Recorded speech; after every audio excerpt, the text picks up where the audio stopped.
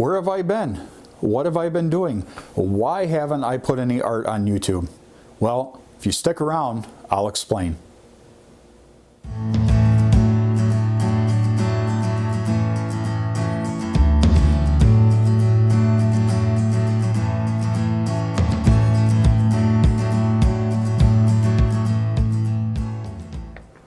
Hey everyone, it's Mike, the artist behind Michael S. Bell Fine Art.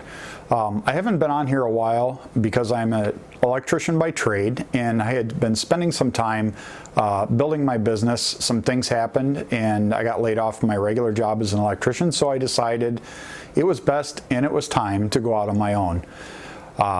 It's been a crazy ride. It's put my art on hold, but I am back here ready to give it with everything I have. When I do, I'm going to share everything with you. Shooting this on my brand new EOS Rebel by Canon, the SL2 model. And I spent a little bit of money on it. I probably shouldn't have, but it works so much better than my cell phone. But I am going to be doing this piece here. Kind of see if it follows me along here. I can see on my screen. This is a gift for some very dear friends of mine who got married, and they had that beach scene and they asked me to recreate it.